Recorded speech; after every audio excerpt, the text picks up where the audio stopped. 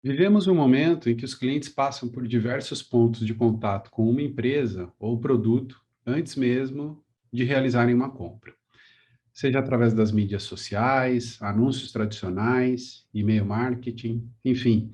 São tantos os pontos de contato que fica até difícil de controlar tanta informação.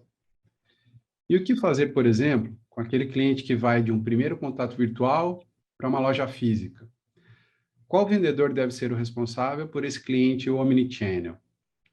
Na meta de qual vendedor deve contar essa venda?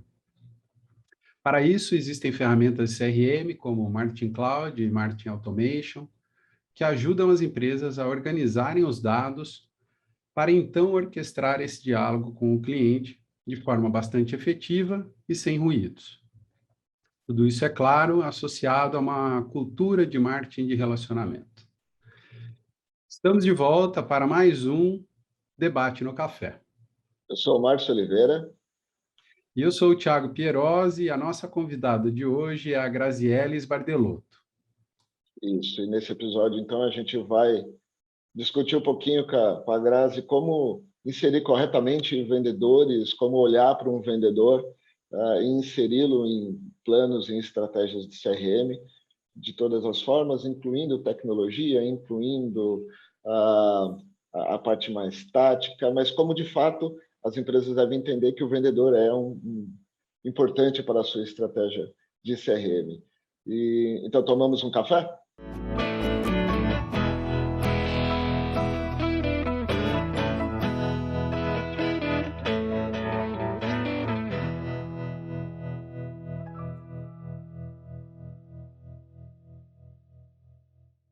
A Graziele tem mais de 14 anos de experiência em CRM e marketing digital. É pós-graduada em administração e marketing pela Universidade da Califórnia. E, além de sócia, é também vice-presidente de marketing cloud na PM Web, uma empresa de serviços e tecnologia para marketing e CRM do grupo WPP. Grazi, seja bem-vinda ao Debate um Café.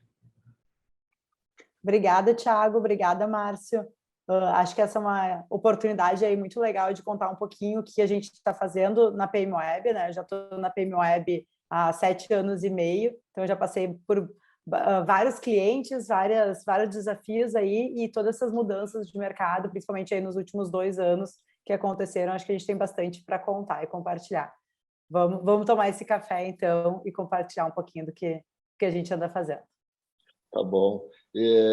Obrigado, Grazi, por ter aceitado esse convite. Acho que vai ser um papo legal. Então, vamos tomar um cafezinho antes. A gente gosta de fazer um brindezinho com café. Vocês têm xícara aí?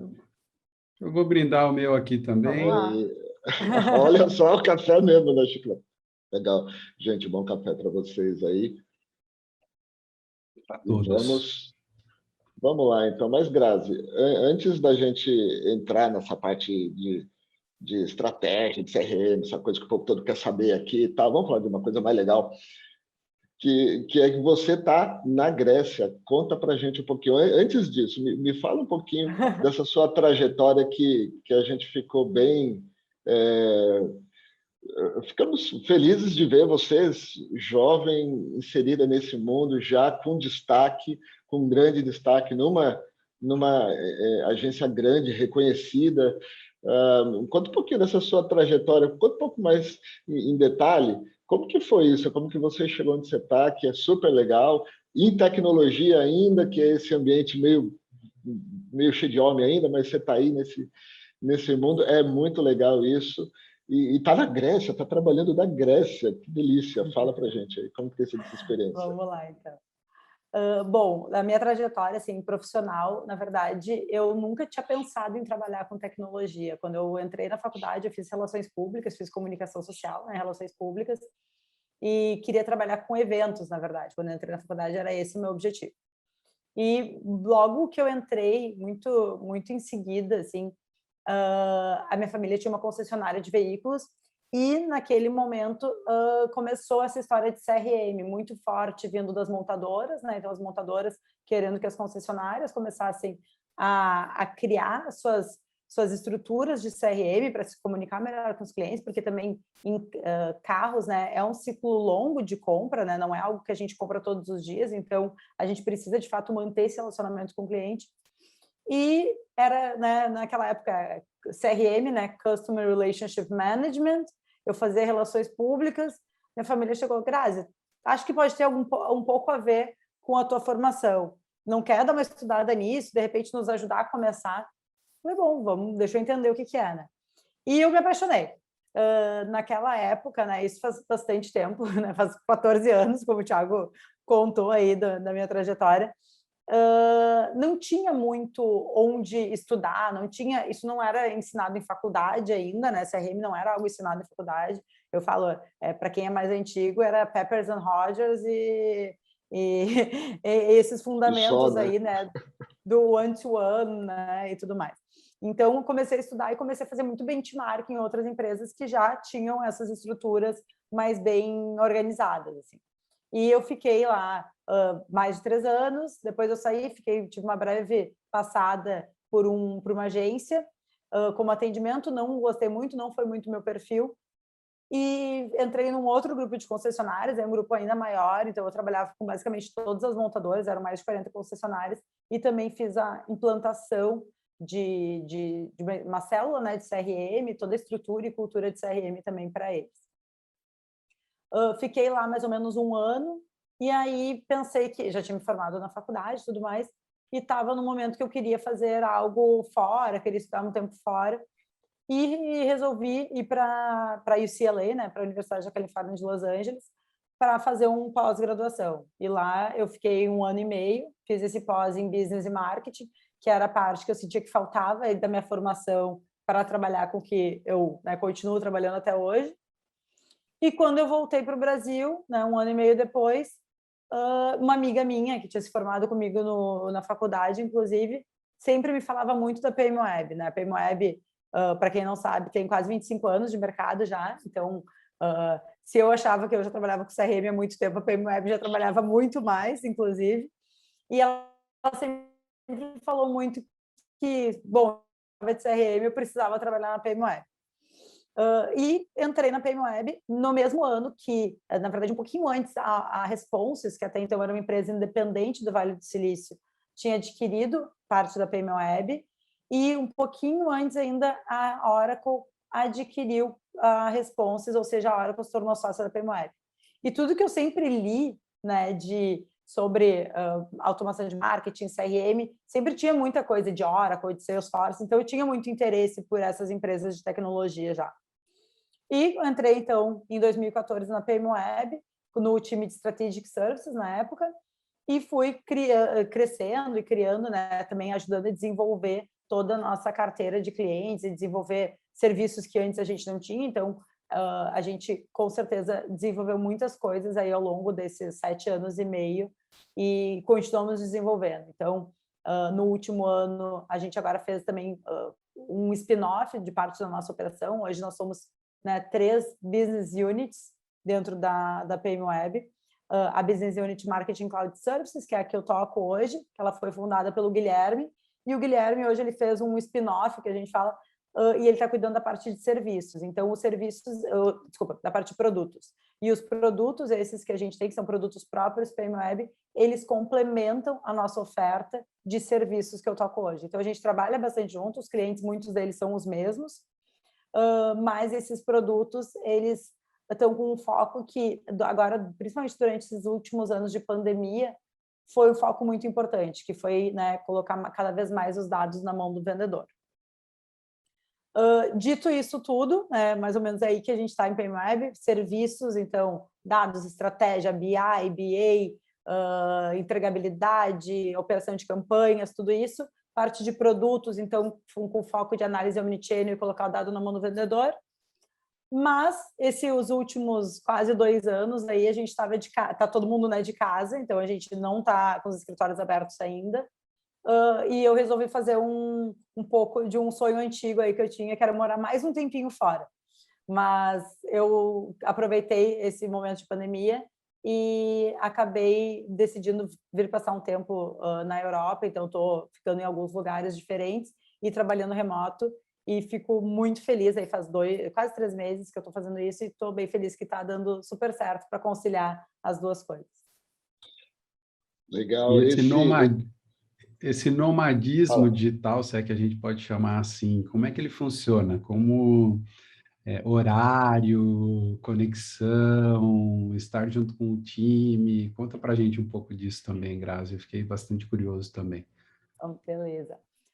Bom, desde o início, quando eu decidi fazer isso, para mim já estava muito certas as minhas próprias regras, né? Eu acho que vai muito do quanto tu consegue colocar as tuas regras, colocar os teus commitments, né? E conseguir manter as entregas. Então, para mim, desde o início eu vou fazer o horário do Brasil, porque eu não quero perder de forma nenhuma a conexão com o time, a conexão com os clientes, né? E se tu faz outro horário, acaba que não está disponível nos mesmos horários que o Brasil está. Então, para mim, essa foi a minha regra número 1, assim, tá disponível nos horários do Brasil mesmo. Então, varia um pouco de lugar para lugar.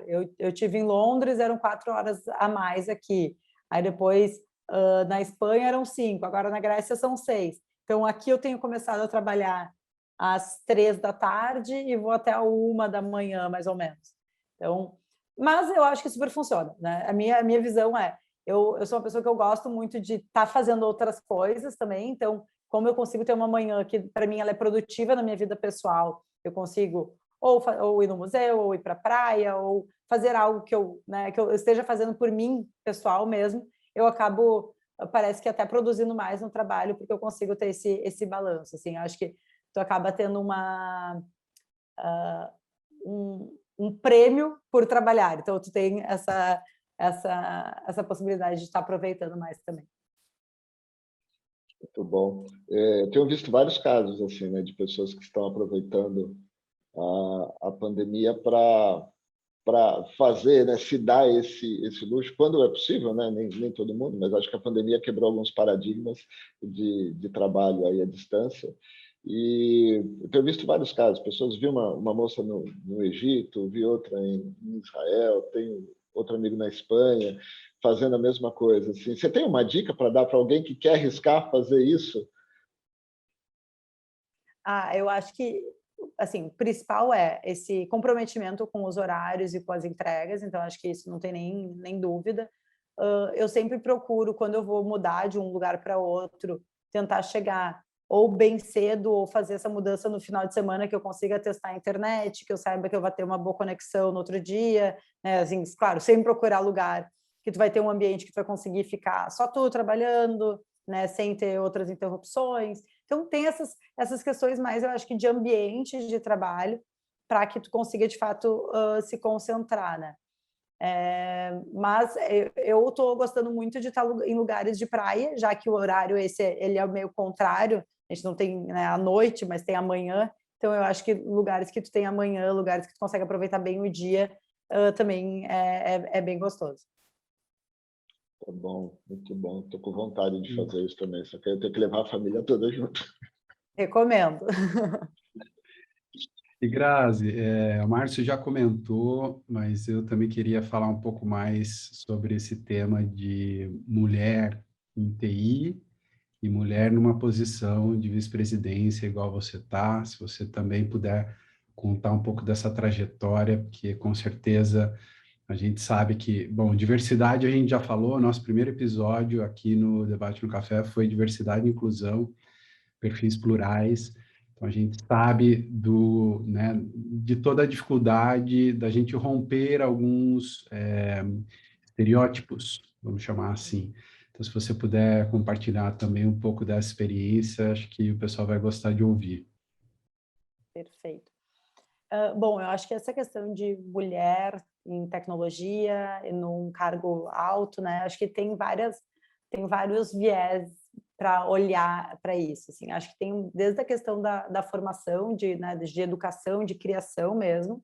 E eu tenho um irmão mais velho, né, 3 anos mais velho, e eu sempre me coloquei par com ele sobre qualquer coisa que ele ia fazer. Então eu acho que essa questão de como que você se enxerga, né, na vida, assim, eu posso fazer a mesma coisa que o menino, acho que para mim esse já é o ponto de partida, né? Assim, não pode ser aquela coisa de mulher brinca com boneca, menino brinca com carrinho e ponto. Eu acho que aí na infância já começa um pouco de poder fazer as mesmas coisas e na época, né, o meu irmão é um pouquinho mais velho e foi para o escoteiro, né, Lobinho na época.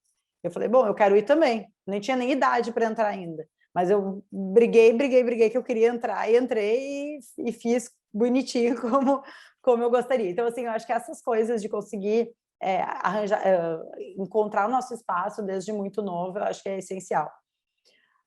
Acho que eu tive também bons exemplos aí ao longo da minha trajetória, tanto masculinos quanto femininos, desde, claro, minha mãe para mim é uma super força, assim, sempre trabalhou um monte, sempre foi super para frente nessa questão, assim, super exemplo mesmo de profissional e de mãe também, né? Então acho que ela conseguiu equilibrar muito bem as duas coisas. Então acho que esse para mim é um bom exemplo. Vários outros exemplos assim tanto de clientes quanto de chefes e tudo mais, mas também os meus chefes ou pares hoje da PM Web, né? Que é o Guilherme, que hoje é meu par na visão ali de produto, o Augusto, que hoje também é meu par, ele é vice-presidente de marketing e vendas da PM Web, e o Tarek, que é o nosso CEO. Os três sempre foram muito próximos e nunca tiveram nenhuma diferença. Não, mas porque a Grazi, a mulher, Não, eles todos, na verdade, inclusive, já eram sócios muito antes de mim, já estavam ali muito antes de mim, e me puxaram, né, junto, ou me deram todo o espaço que eu precisei para crescer e para assumir esses desafios. E algo que eu tenho muito orgulho de falar é que na PM Web, hoje, no nosso board, nós somos o mesmo número de homens e de mulheres. Então, são 4 homens e 4 mulheres no board, e isso é algo que é super raro em qualquer empresa. Na maioria das empresas do mercado, se não me engano, a média é 11% de mulheres só no conselho das empresas, no board das empresas, e a gente é 50%. Então, isso para mim é um motivo de orgulho e mostra muito da nossa cultura e de como que a PM Web funciona.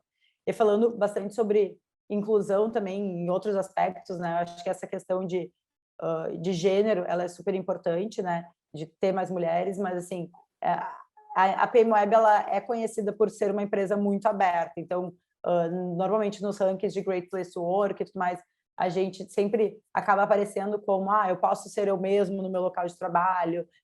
As pessoas se sentem muito acolhidas por serem elas mesmas. Independente se é LGBT, se é mulher, se é, enfim, de qual classe social, eu acho que isso tudo a gente acaba conseguindo acolher muito bem e mais do que ter que levantar uma bandeira necessariamente, eu acho que isso é parte da nossa cultura, é meio que natural. Assim, às vezes a gente até esquece de levantar as bandeiras que a gente poderia levantar porque isso é natural, e a gente fala, de repente agora eu mesmo não sei, vamos trabalhar, mas é natural, não é algo que a gente levante a bandeira só por levantar mesmo. Muito bom. É bom ver essa sua trajetória aí, né? Acho que o mais importante é a capacidade, né? Você tem a capacidade, tem a formação, tem o conhecimento. No mundo profissional, acho que isso é que tem que ser o mais relevante nos processos de decisão aí de quem ocupa o quê, né? Mas, e obviamente a gente tem que de certa maneira também abrir espaço para isso, para que haja essa oportunidade, né? É isso. Sabe que, de certa maneira, assim, pensando, eu concordo, acho que essas pessoas são competentes, elas têm que ter o espaço, mas em muitas empresas a gente vê que não é isso que acontece, né? Eu estava na NRF do ano passado, que é uma grande feira de varejo que acontece em Nova York, e a CEO da Crate & Barrel estava falando, que ela falou o seguinte, que normalmente mulheres, women get mentorship and men get sponsorship, que é algo ligeiramente, né, mas na verdade muito grande e diferente, assim. Sim. Porque o sponsorship, ele está disposto a abrir parte do capital dele ou do espaço que ele tem para te dar aquele espaço. E eu sinto que foi muito isso que aconteceu comigo em relação ao Guilherme, por exemplo. Ele abriu mão de algo que ele criou, né, que era essa BU, claro, para ir construir essa nova, mas me deu esse espaço de crescimento. Então, Eu sinto que eu tive esse sponsorship dentro da PMWeb e eu sei que muita gente em outras empresas não tem. E a gente tenta fomentar muito isso. Independente se é homem, se é mulher, mas assim, acho que é importante dar esse sponsorship para quem merece, para quem vai atrás, para quem busca esse espaço. Sim, é verdade. É o abrir o espaço. Do seu lado, você tem que buscar o espaço, tem que se preparar, mas as empresas precisam Exato. também estar preparadas, os líderes precisam estar preparados para abrir esses espaços, né? Mas vamos agora para o nosso Vamos fazer tema o de bloco CRM. 2, Vamos fazer o bloco aterrissar isso. 2, que senão a gente deixar, a gente vai nesse bloco 1 e não sai mais dele. Vamos lá. Ele é Vou muito bom relembrar, também. então, deixa eu relembrar aqui, então, quem quiser ouvir um pouco mais sobre isso também, sobre diversidade, sobre inclusão, perfis plurais, assiste o nosso episódio 1, que foi com a Glenda Moreira, a gente falou bastante disso, e a gente está vendo que cada vez mais a gente vai precisar, talvez, Márcio, inclusive, gravar novos episódios falando disso, né? Porque é um tema ótimo, a gente pode seguir falando bastante. Mas, Grazi, vamos lá, então, falar de CRM. Você pode contar um pouco para a gente está assumindo aqui um pouco já de conhecimento do nosso público, então eu vou pular algumas etapas do básico de CRM, eu queria ouvir um pouco de você, já que você é a VP de Marketing Cloud, o que é Marketing Cloud, Marketing Automation, e quais são os principais benefícios que as empresas podem tirar quando elas usam essa ferramenta ou esses conceitos? Perfeito. Bom, Marketing Cloud, na verdade, é todo esse stack de tecnologia focado em marketing, que está na nuvem, né, que algumas empresas oferecem. Hoje, na PMWeb, a gente trabalha com dois grandes vendors de tecnologia, que é a Oracle e a Salesforce, né, com o stack deles completo de Marketing Cloud. E aí, dentro de Marketing Cloud, a gente tem ferramentas específicas para Marketing Automation, né, que é a automação de marketing. A gente tem ferramentas específicas para CRO, a gente tem ferramenta que é Conversion Rate Optimization, que é a otimização da conversão, então teste AB, personalização de site.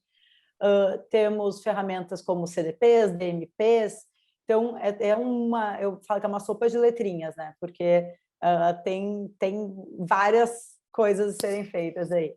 Mas na PMWeb hoje a gente foca bastante em marketing automation, de fato, que é toda essa automação, principalmente de canais proprietários, então, através dos dados, né? Então, hoje nós recebemos dos nossos clientes, os nossos clientes são companhias aéreas, grandes varejistas, indústria, farmácia, enfim, vários supermercados, enfim, vários segmentos que a gente atua. A gente recebe os dados desses clientes, trata esses dados, né, first party data mesmo, então dado, né, de transação, dado de cliente, dado de, né, tudo de uma forma super segura, cada vez mais seguro por conta de LGPD e todas essas leis de proteção de dados. Trata isso nas nossas camadas de, né, que a gente fala que é ETL, que é extração, transformação e load, né, que é a subida de dados, e coloca organizado dentro das Marketing Clouds, então dentro de uma ferramenta de automação de marketing. A partir do momento que isso está dentro da ferramenta de automação de marketing, a gente começa a poder automatizar, de fato, a nossa comunicação. Então, uma dos nossos focos do PMWeb é criar relacionamentos únicos em escala, ou seja, eu conseguir falar com cada pessoa, né, cada cliente do meu cliente, na verdade, mas de forma personalizada, só que em larga escala. Vamos falar que a gente está falando de companhias aéreas, de grandes varejistas, então a gente está falando de bases de milhões e milhões de clientes. E eu preciso conseguir falar: oi, Thiago, você que procurou o produto tal, que comprou o produto específico, vai gostar também desse. Então, conseguir recomendar, né, baseado tanto no que a pessoa já comprou no passado, quanto no que ela está navegando, está pesquisando, quanto em qualquer outra inferência que a gente possa fazer para entender o perfil daquele consumidor. Então, a gente faz toda essa parte, desde o setup das ferramentas, a parte de transformação e tratamento de dados, né, a subida desses dados nas ferramentas, depois a estratégia e a operação disso, até que ela saia lá para o cliente final. Então, normalmente tem todo esse ciclo, né, que é feito para que, de fato, uma campanha possa sair, ser disparada, né, em escala, mas de forma cada vez mais personalizada. Isso tudo na nuvem? Isso tudo na nuvem. E aí, essa outra parte que eu comentei também de CRO, a gente pode usar os mesmos dados esses que a gente usa para mandar um e-mail, mandar um SMS, mandar um push, mandar um WhatsApp.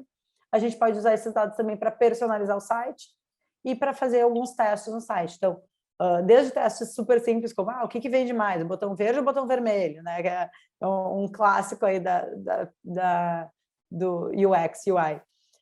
Até coisas como se eu colocar mais campos no formulário, é melhor ou é pior? Se eu ter um menu, a gente fala o menu hambúrguer, sanduíche ou menu aberto. Então, todas essas coisas a gente consegue testar e garantir que o cliente que ele recebeu também um e-mail de aniversário, feliz aniversário, ele pode chegar no site e ter uma comunicação que é o aniversário dele também. Então, que a comunicação não pare só num canal, né? Mas que essa comunicação esteja cada vez mais orquestrada ao longo de toda a jornada do cliente, na verdade.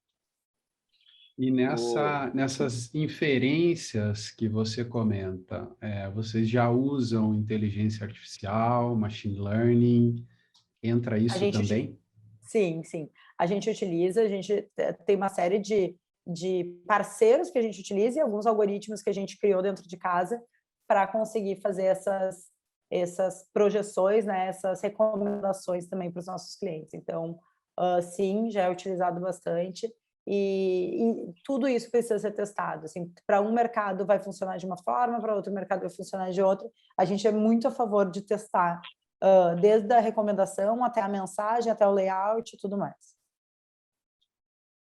Me diz uma coisinha agora. Quando a gente fala de automação de CRM, a gente está falando de dar escala, a gente está falando de fazer a oferta do nosso cliente ou que o nosso cliente quer comunicar, chegar de maneira mais efetiva, no momento certo, na hora certa, com o consumidor final. Perfeito. Mas em muitos modelos de negócio a gente tem coisas no meio aqui. Então, o vendedor, como a gente consegue inserir o vendedor numa boa estratégia de CRM, porque muitas vezes o vendedor, se ele não tiver bem inserido, se ele não tiver muitas vezes sequer informado que uma campanha, o básico, né? Vamos informar o vendedor que a campanha está no ar, né? Ele pode matar Sim. a campanha no ponto de venda ou em qualquer contato.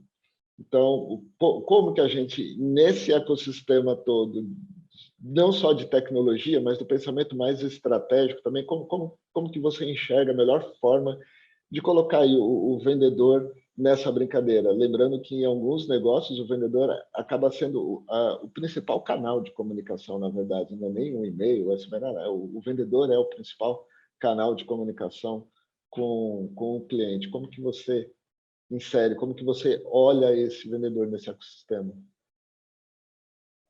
Perfeito. Márcio, eu acho que mais do que CRM ser tecnologia, na minha visão, CRM é cultura, né? A gente tem inclusive alguns workshops que a gente faz com os nossos clientes que é de cultura de CRM, porque não adianta eu ter a Ferrari da tecnologia, né? Então eu tenho uma Salesforce, eu tenho uma Oracle e eu não ter pessoas que entendam o porquê que elas estão captando dado, né? Então quando a gente fala de CRM, o primeiro ponto é identificar o cliente. Se eu não identifico o cliente, eu não faço CRM. Começa por aí. E a maioria dos clientes ainda, né, mesmo nesse momento que a gente está vivendo, que ainda, né, o e-commerce teve um boom, sim, as pessoas estão comprando mais online, mas não adianta, o varejo físico, ele ainda é muito maior do que o varejo online, né? Então, assim, nos melhores cenários que a gente tem, 80% da venda acontece na loja física, 20% acontece no e-commerce, por exemplo, né, num período normal de lojas abertas, né, vamos lá. E a gente não está colocando, às vezes, toda essa importância para o vendedor. Então, acho que o primeiro ponto é, de fato, instruir o vendedor, criar essa cultura do vendedor, que ele entenda a importância do papel dele, desde da identificação do cliente, né, até, de fato, o input de todas as informações que vão acontecer ali ao longo do processo de venda. Então, para mim, essa é a primeira condição aí para ter um CRM bem feito. Esse vendedor, né, ele também precisa ser retroalimentado, né? Por quê? Porque também se só ele estiver pegando a identificação do cliente, mas ele não souber mais depois nada desse cliente, ele vai começar a não entender o valor daquilo que ele está fazendo. Então, E muito por isso que nós criamos o OTO, né, que é o nosso... o OTO, ele significa online to offline, offline to online. Então, é independente de onde o consumidor começa a jornada, on to off ou off to on, a ideia é que o OTO nos ajude a conseguir identificar toda essa jornada do cliente e nos comunicarmos com ele enquanto marca, né, da melhor maneira.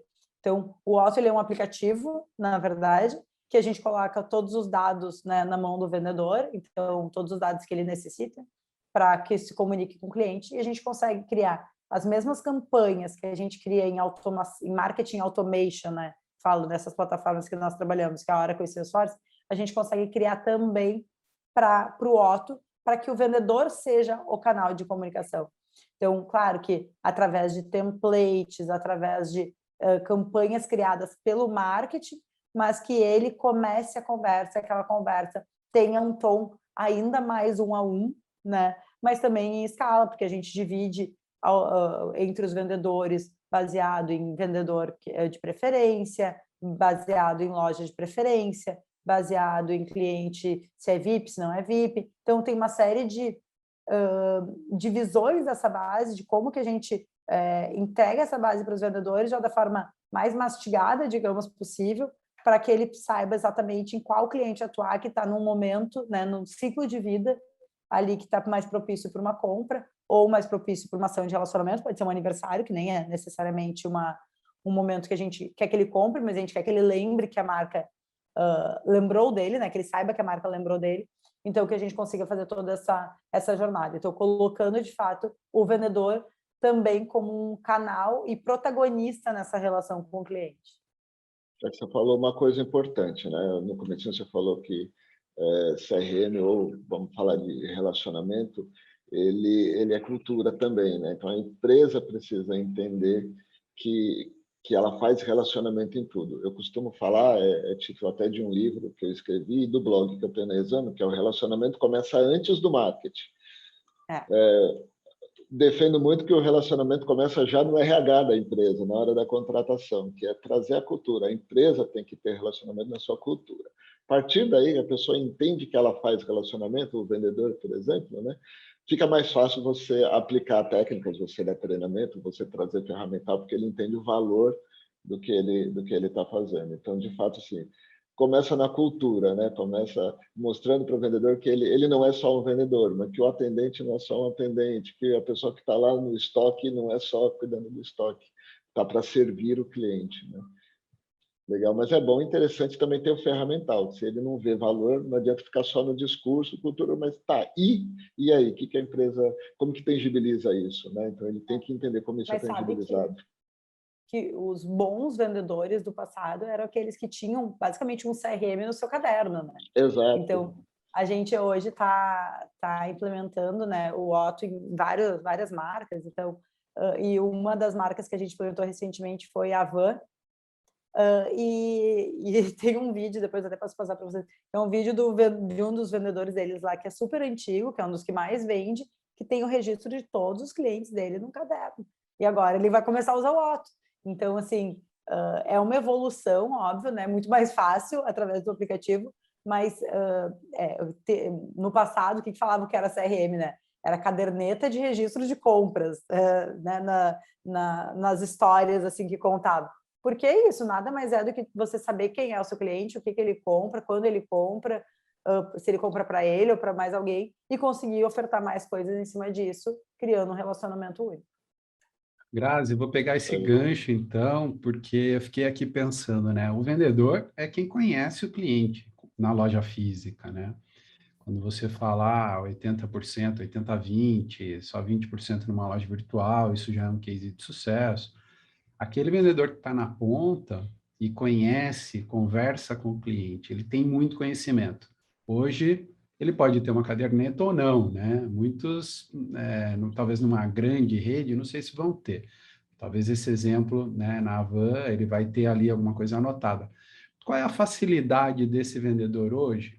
Imputar esses dados que ele tem hoje no papel, nesse sistema, no OTO ou qualquer outro sistema de CRM, para que ele dê um feedback e aquilo fique registrado e armazenado para a empresa como um todo. Qual a facilidade dele fazer isso?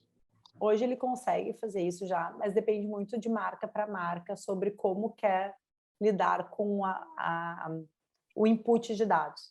Tem algumas marcas que preferem que esse input de dados ele ainda fique no seu ERP, por exemplo. Então, o input todo ele é feito no ERP, depois é feita uma integração do ERP para o Otto. Ou o input pode ser feito no Otto também. Então, isso tudo vai... e isso é algo que a gente cuida muito no início de um projeto, que é qual é a arquitetura que vai servir melhor àquela marca. Porque quando a gente fala de CRM, a gente fala muito de dados, né? E não adianta a gente ter um bando de dados, né? A gente precisa ter um banco de dados, tudo muito organizado, tudo...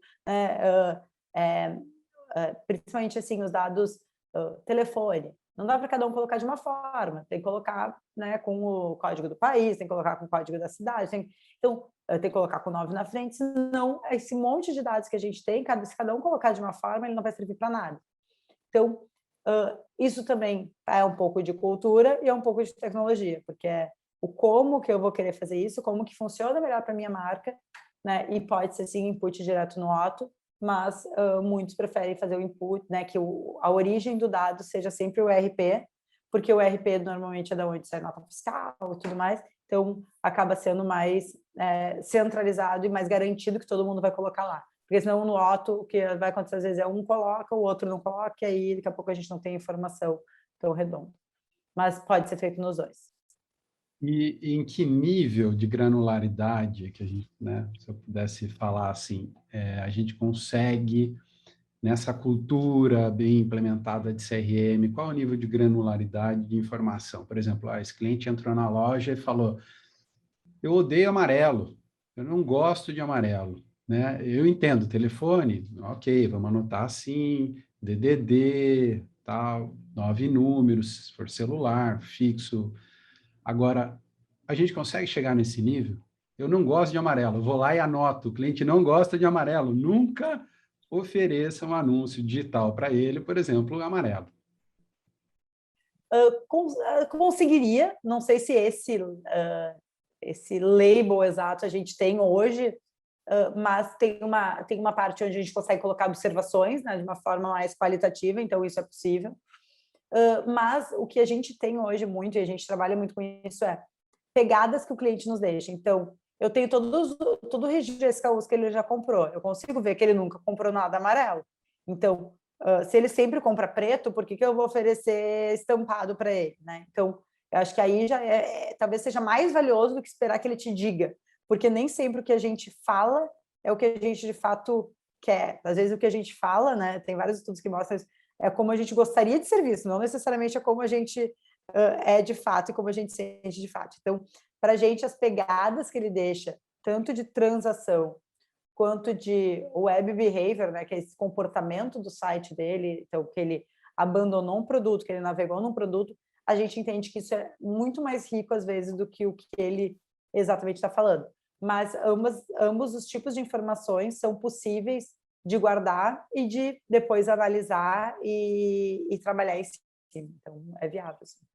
E esse comportamento você vai conseguir medir, por exemplo, deu um like numa foto numa rede social, abriu o meu e-mail, clicou, isso tudo você vai armazenando e vai chegar nessas conclusões, é isso? Nem tudo é mensurável, principalmente o que a gente fala de redes sociais, e pensa que o perfil do Thiago no Instagram, tu pode ter registrado com o e-mail do Hotmail, aí no teu perfil do, sei lá, do LinkedIn, tu pode ter registrado com o teu e-mail do trabalho, e assim por diante. Nem tudo a gente consegue fazer match, e nem tudo as redes sociais, principalmente, nos devolvem como dados de essa pessoa fez essa informação.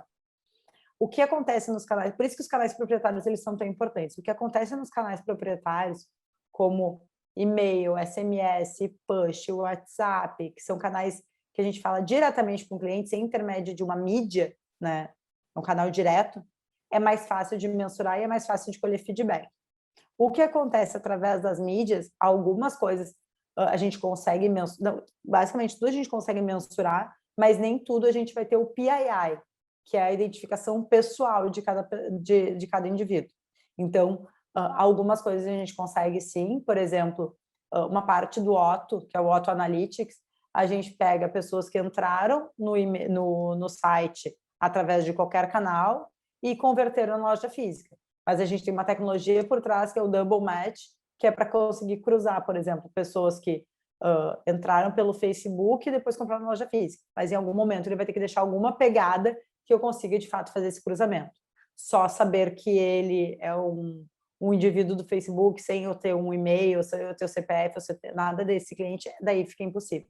Então, a gente consegue ter muita informação, muito mais do que a gente tinha no passado, dá para fazer diversos cruzamentos que eles demandam bastante processamento de dados, mas a gente não acho que vai ser muito difícil a gente chegar num momento que a gente consiga saber 100% de todo mundo que entra no nosso site através de um canal, como um canal de mídia, como o Facebook ou o Instagram, por exemplo.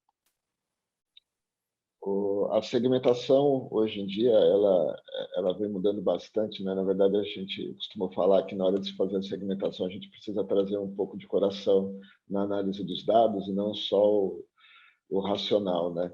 É para olhar o que o dado diz, mas para olhar o que o dado não diz, o que ele pode estar dizendo de maneira inversa. Muitas vezes no varejo, inclusive, principalmente, aí você sabe bem também, Grazi, que você atende varejistas, às vezes a pressa de sair campanha, uma campanha nova, uma coleção nova, estação nova, sai, pega, olha o dado que comprou na última coleção, no último Dia das Mães, olha, vê e faz.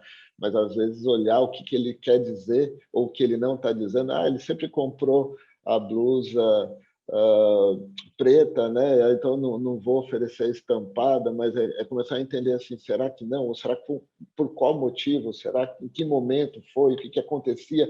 Que outras variáveis eu posso trazer para aquele momento para ver se de repente aquela compra foi motivada para alguma coisa? Acho que tudo isso é importante a gente gastar um pouco mais de tempo para analisar o dado e segmentar. Muitas vezes a campanha, a pressa, o dinamismo nem deixa a gente gastar tanto tempo, a gente tenta automatizar ao máximo os modelos e tudo mais, né, para inserir, para rodar ali, mas acho muito enriquecedor também quando a gente pode parar um pouquinho e tentar olhar o que o dado não diz, né, ou o que o dado que eu não tenho daquele cliente pode me dizer daquele cliente também. Agora, se a gente tivesse que fazer aqui um by the book, para quem quer traçar uma estratégia aí que inclua o vendedor, você teria alguma dica de que passos tem que seguir ou o que não pode esquecer?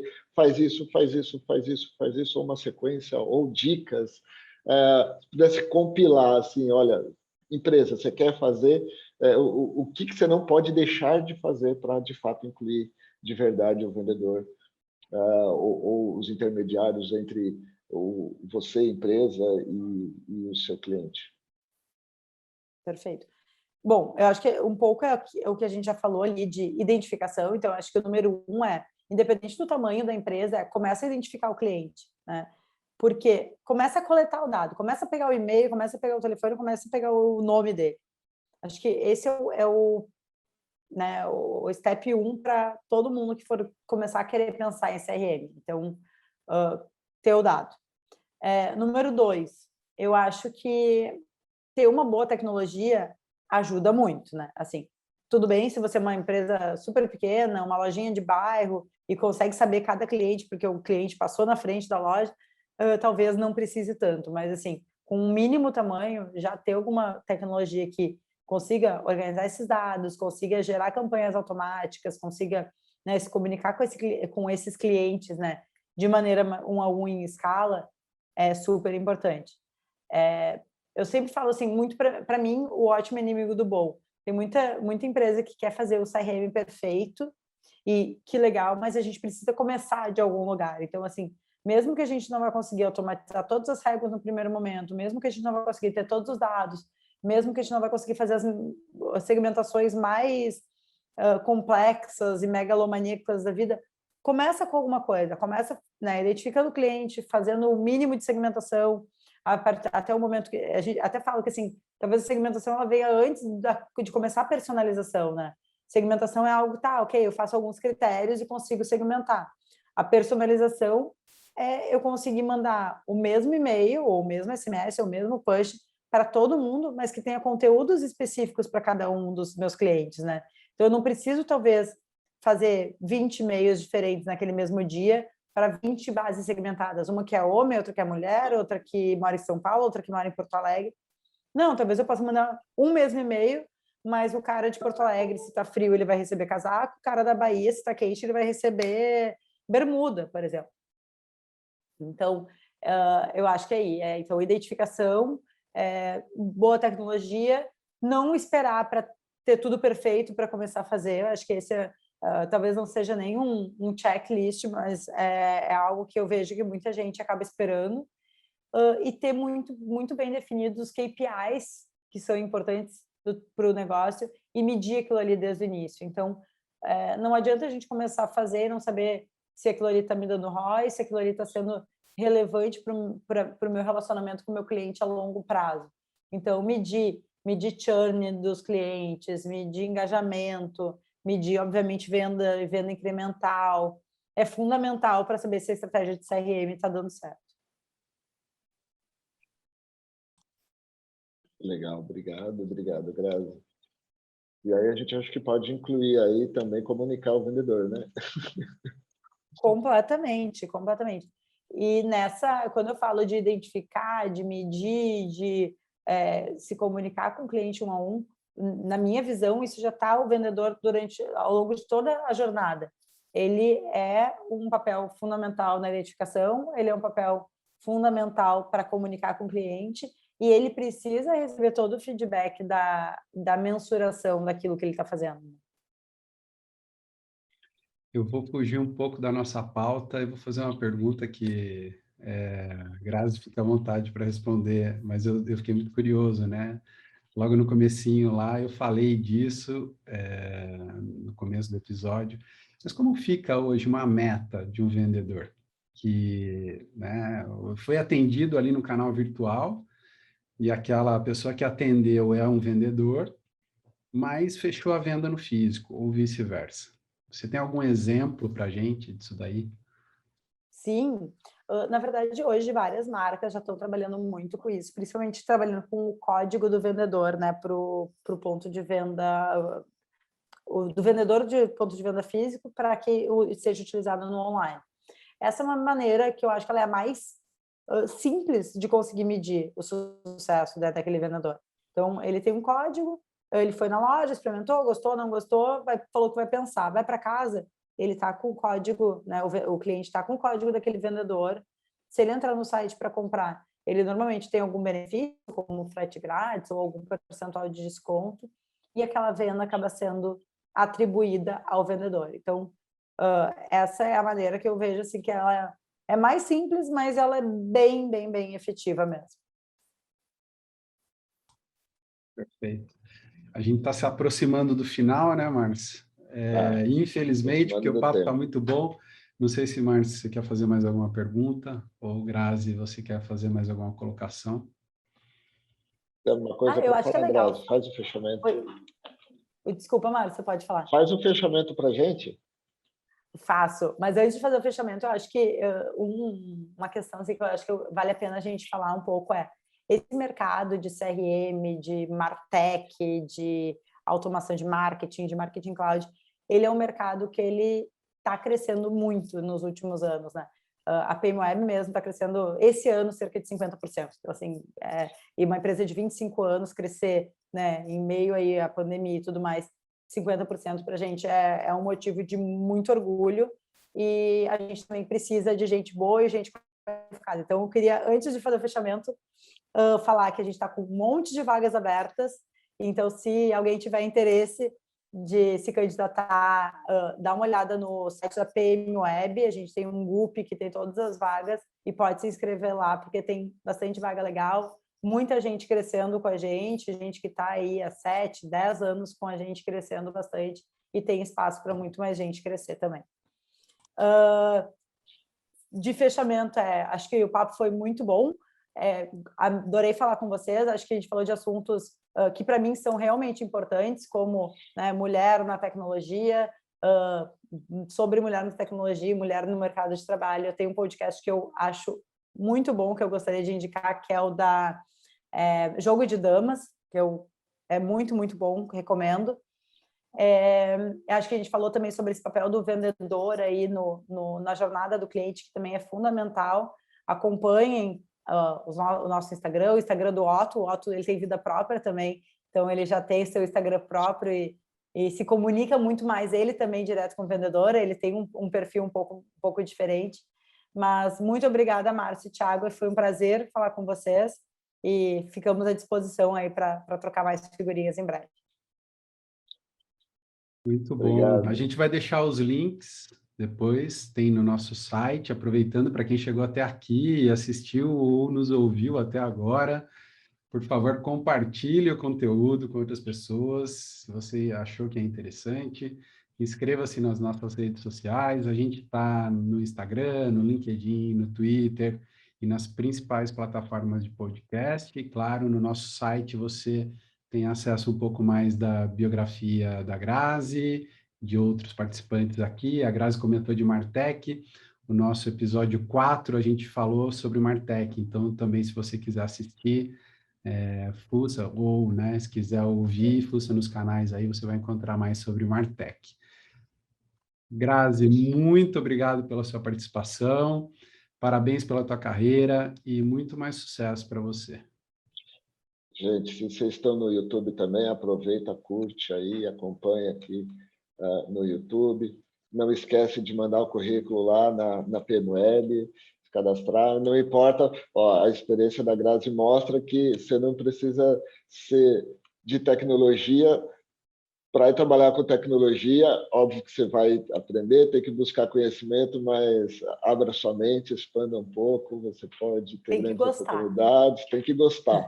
Né? Se for para trabalhar com CRM, tem que gostar de trabalhar com pessoas, porque é relacionamento. É isso aí. E muito obrigado, Grazi, foi muito bom. Um pouquinho de inveja de você aí na Grécia, mas tudo bem, aproveita aí também esse momento de nomadismo digital, tá bom? Parabéns pela sua trajetória e muito obrigado e nos vemos no próximo debate no café. Fechado. Obrigada, pessoal. Um abraço.